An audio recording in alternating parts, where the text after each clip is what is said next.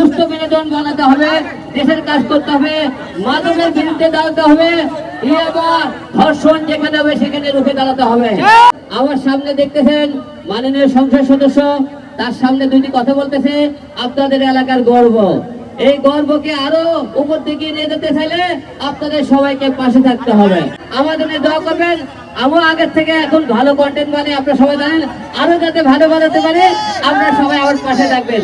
রায়পুরা আসে অবশ্যই অনুভূতি ভালো, এবং আপনাদের মাননীয় সংসদ সদস্য আমার পাশে, আমরা তো সংসদে যেতে পারিনি, যাওয়ার চেষ্টা করেছিলাম কিন্তু যেতে দেওয়া হয়নি। সংসদ সদস্যের পাশে কথা বলতেছে, এদের অসংখ্য ধন্যবাদ, এবং রায়পুরবাসীকে অসংখ্য ধন্যবাদ যাদের কারণে আজকে এখানে এসে দুটি কথা বলতে পারতেছে। আপনাদেরকে অসংখ্য ধন্যবাদ আজকে অনুষ্ঠানকে।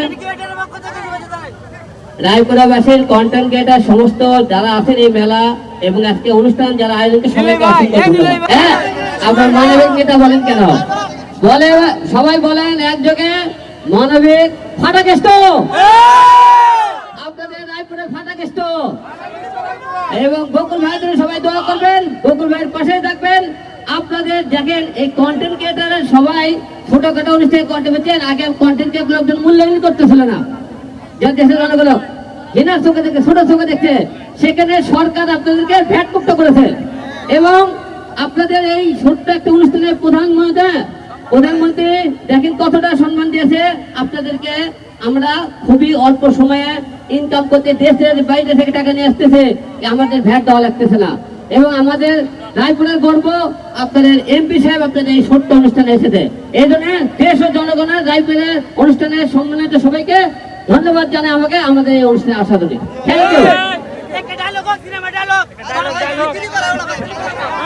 যাই হোক, আমাদের ডায়লগ একটাই হবে, এই রায়পুরা থেকে, এই দেশ থেকে ফাটাকেষ্ট সহকারে আমরা একটা কথা বলতে চাই, এই দেশ থেকে মাদক মুক্ত করতে চাই, সন্ত্রাস মুক্ত করতে চাই, সুস্থ মনোভাব দেখতে চাই, সবাই আমরা ধর্ষণ মুক্ত করতে চাই, অন্যায়ের বিরুদ্ধে দাঁড়াতে চাই, সবাই একসাথে ফাটাকেষ্ট জিন্দাবাদ। ধন্যবাদ হিরা আলম ভাইকে। হিরা আলম ভাই রায়পুরাতে এসেছে বলে আমরা সবাই আনন্দিত, ওনারে আমরা ধন্যবাদ জানাই। এবং এই শিল্পটা আমি মনে করি এই কন্টেন্ট ক্রিয়েটর এই কার্যবিধি, এই কাজটা যদি আমরা একটা শিল্পে পরিণত করতে পারি তাহলে আমরা সফল হবো। কারণ আমরা বিদেশে লোক পাঠাইয়া বিদেশে চাকরি করে পয়সা অর্জন করে, এবং সেটা ব্যাংকের মাধ্যমে আসে, ডলার আসে, রেমিটেন্স আসে। আজকে বাংলাদেশ কিন্তু দাঁড়িয়ে আছে প্রবাসী ভাইদের টাকার জন্য।